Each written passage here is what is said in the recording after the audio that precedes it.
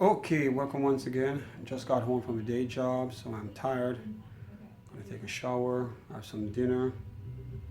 Then we can sit and chat for a while, alright? Stay tuned. Okay guys, dinner is done. Now I just wanna sit and actually have a conversation with everyone. Talk about some stuff. Okay. Now, today at work I had an idea on what we're going to talk about tonight in the vlog, and I got a piece of paper and I wrote it down. Let me see, this is it right here. Yep, it says vlog idea. Okay, that's what we wrote here. Okay, I think we can do this. Let me get the tripod so I can set the camera up so I can free up my hands, and then we can have a conversation about what I wrote on this piece of paper at work, alright? Stay right there, don't move. Okay, have the camera in place, the tripod set. Let me make sure everything's in nice spot right here. Okay, so now for what I wrote on this paper. Where's my pen at? Okay, on the top it says mentors. Show pics on wall and explain why you chose them. Okay, so what I really meant by this part here, let me see if I can zoom that in. Okay, now number one right here that I chose, it's saying to show pictures on the wall and explain why I chose my mentors. Now the first mentor on the list is Mr. Dale Carnegie. This guy here wrote the book How to Win Friends and Influence People. Very good book. I think everyone should read it.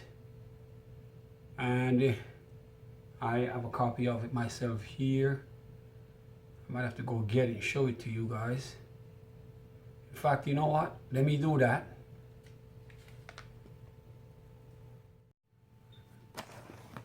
Okay. Let me see if I can find that book I have. Alright, there it is. How to Win Friends and Influence People. Dale Carnegie. Yep, now this book is a bestseller. It's a classic. I think everyone should have a copy of this book. It's very important when people read this. You can learn a lot about people in general from reading this book.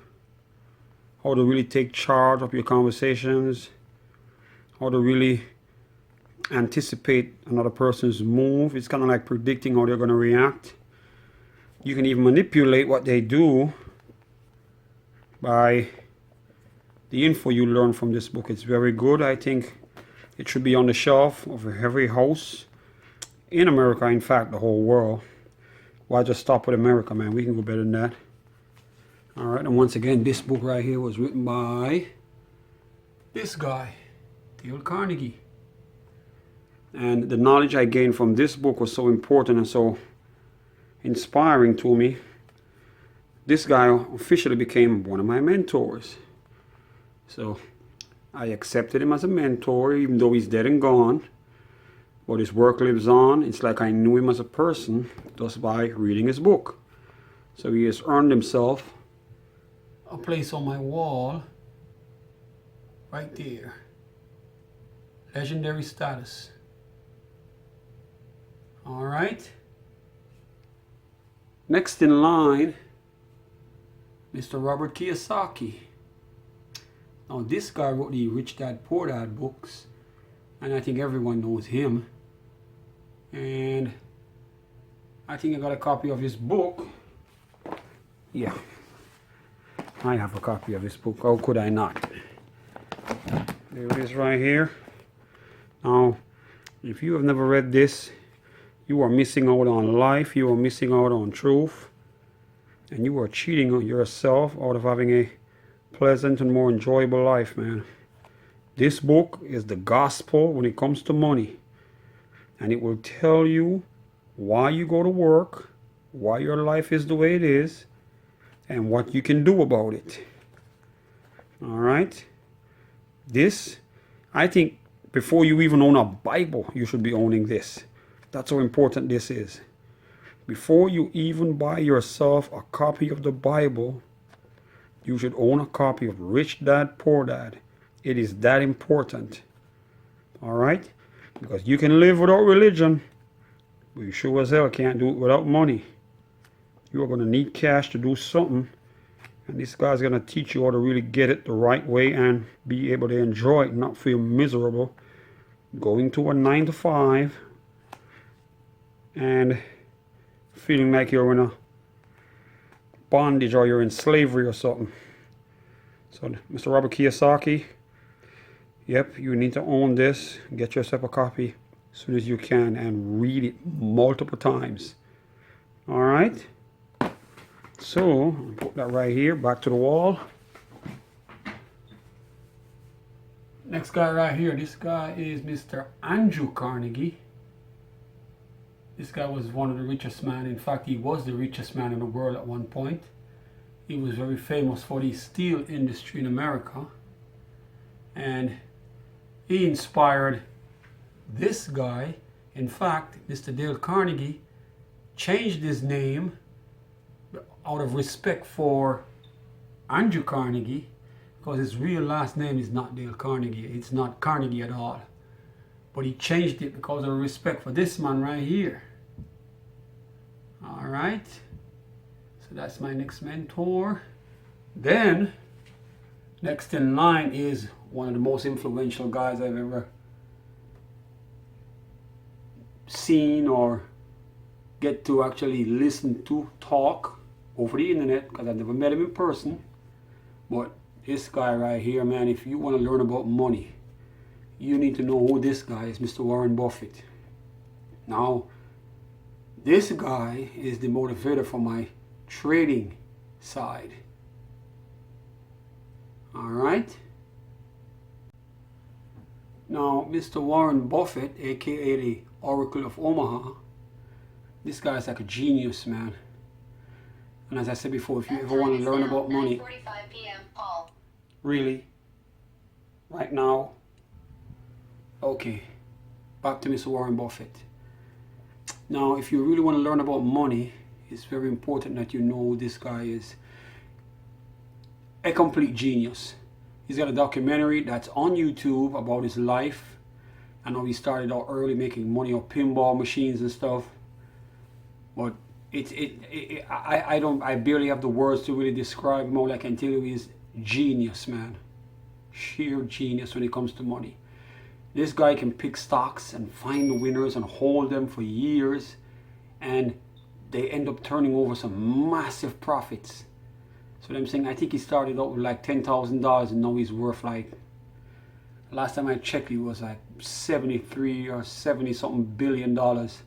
Might have to go back to the Forbes website and check his stats. But Mr. Warren Buffett, very influential when it comes to trading, and I'll show you my trading setup one of these days. I'm going to introduce you guys to the side of me that does trading, because I do that too. But as I said before, Mr. Warren Buffett, very influential. By the way, if you're wondering why he's drinking Coca-Cola right here, he owns stock in Coca-Cola along with a lot of other companies. His company is called Berkshire Hathaway, and it's all about money, man. Perfect picture right here with the dollar bill. In fact, that is a $20 bill in his hand. Yep. All about money.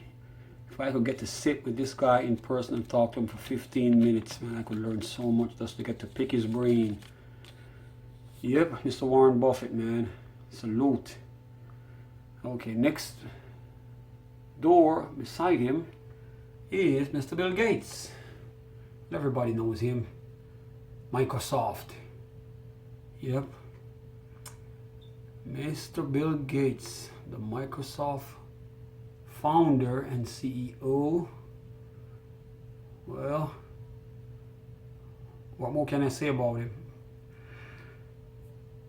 He revolutionized the PC industry with his operating system, while this guy here right next to him, Mr. Steve Jobs, oh boy, they could not get along. Word on the street is Bill got his idea from Steve Jobs, which I think it's a fact. Back in the old days, I remember when Windows was coming out, Apple was actually the first company to put out a Windows type operating system. When we were using that old DOS stuff that Bill was running, and you had to know codes for every damn thing, Apple had Windows. Then all of a sudden, bam, Microsoft came out with a version of Windows. Then before you know it, they have 3.1, Windows 5, and then they move up to Windows 98 and ME in 2000 and all of that. So now they're up to like Windows 10. But once again, Bill Gates, richest man in the world. Steve Jobs, rest in peace. The Apple genius right here, Mr. iPhone himself. Yep. And notice what he says, stay hungry and also stay foolish. Uh-oh. Sense of humor. Yep. Now above him, this guy here is called Chris Gardner. Most people don't know him. But this guy is the real person that Will Smith here was playing in the movie Pursuit of Happiness. Chris Gardner, man, look him up. This guy went through some shit. Made it out in one piece with his kid. And now he's like big in the stock industry, the Wall Street life. Making lots of money. Got his own company and stuff. Turned his life around. Went through hell and back, man. I salute him as a black man pulling off something like that. And he inspires me.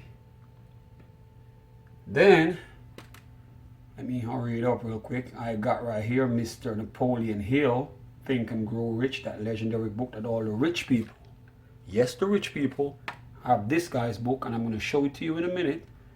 Let me go back to my bag and get it. Okay, here's a book. Think and Grow Rich by Napoleon Hill. Now, out of all of these self-help, how to get rich books, out of every single one of them that's ever been made, written and sold, this book here is like the gospel. All of them cannot come close or even touch the knowledge that is in this book. And Napoleon Hill is like the original genius when it comes to self-help and money. Now, let me go back to the picture. Most of you guys probably never heard of him. This guy here, you talk to anyone who's rich, and I'm not talking like guys who toss money in the club and make it rain, or they play in the NBA and rappers and stuff. I'm talking old money. People who were born with wealth. In fact, they don't even call it riches, they call it wealth. Meaning, how long can they live off the money they got? They don't measure money by how much they got, man. This guy, all of them know him. They have his book. Okay, now last but not least is Mr. Earl Nightingale. Now, this guy right here was like my first mentor ever. And I'll tell you guys why. When I was like a kid, back in Jamaica before I came to the United States and lived under this flag, which is now my new home, my new country, I used to hear Mr. Earl Nightingale on the radio in my house when I was a kid.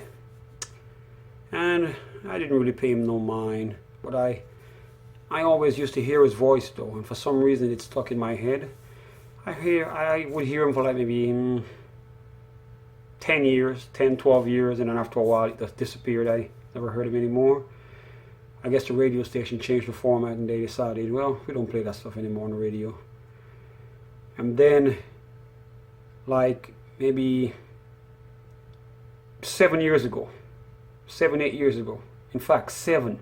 Because I started hearing him again. I discovered Earl Nightingale all over again when I came to America in 2010.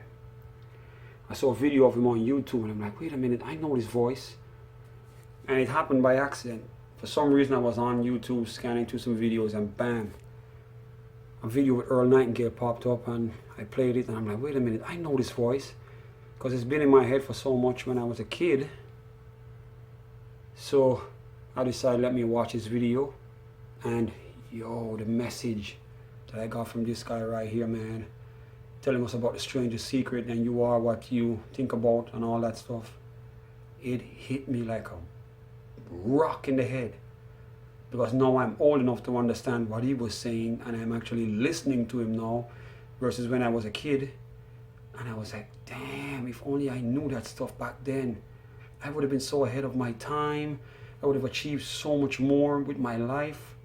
But it's never too late, man. Never too late to learn and never too late to start over and never too late to get things right.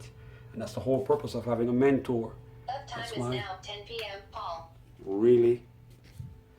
That's why we really have, I really have these guys on my wall. The main purpose is about having a mentor. And having a mentor will actually give you someone to look up to. And when I do my stuff in my everyday life, I'm doing it as if I'm trying to impress all of these guys. So I tell myself I cannot be a disappointment to all of them. See what I'm saying? So me failing will be like disappointing all of these guys right here. And this wall is generating so much money. When you check the wealth and net worth of all of these guys, to be disappointed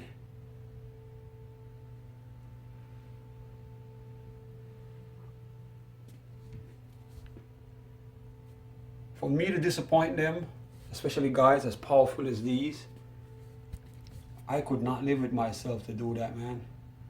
So it's up to me to get stuff done, make something of myself, learn as much as I can, and be somebody, so that in the end, I can feel as if I make them proud by having them on the wall, by choosing them as a mentor. Yep. So, let me take my seat again. That was the entire idea of me writing this mentor stuff. It is very important that everyone's got a mentor. Find someone you look up to, listen to them, study them, learn whatever you can, because life is messed up. It is messed up in such a format that you would not believe how much it was designed for you to fail. Some very high up people in life a couple of 100 years ago decided that it's going to be all them and not us. And in order for you to really make your way through life and have a pleasant and comfortable life, you have to be thinking smart, man. You cannot be working hard and think you're going to work your way out of it. You are stuck in a rat race, and if you don't use mind elevation, you are going to be there until they bury you. So you're going to have to think your way out and try to be inspired by those guys right there so that you can have money just like them. You're going to work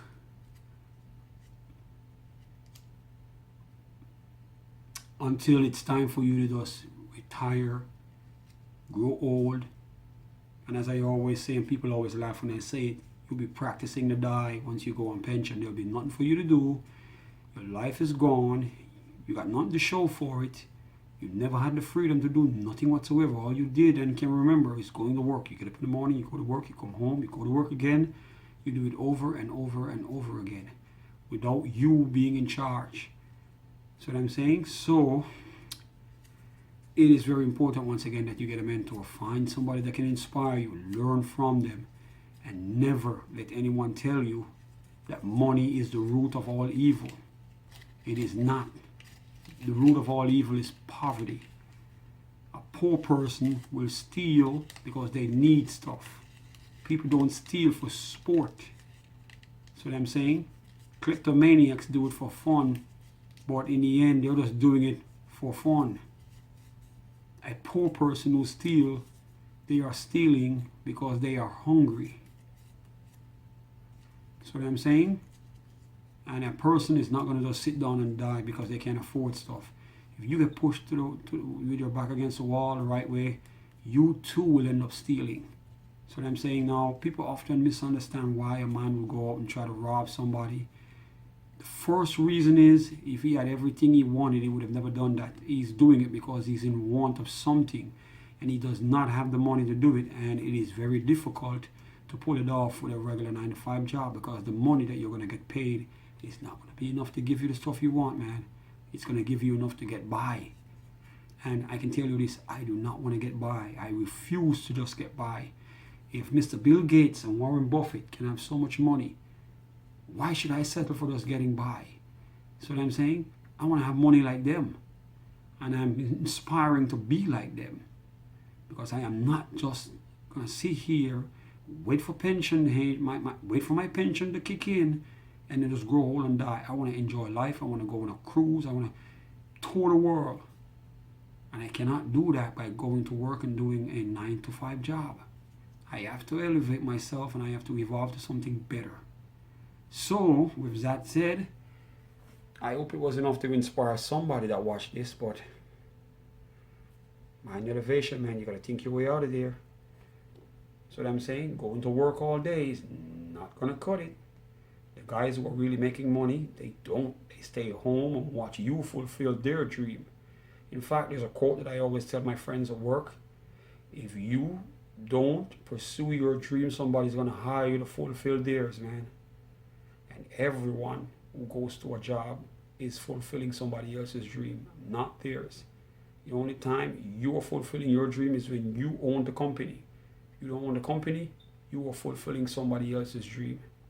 Alright, so thanks for sitting with me again. See you guys tomorrow for another vlog, and salute.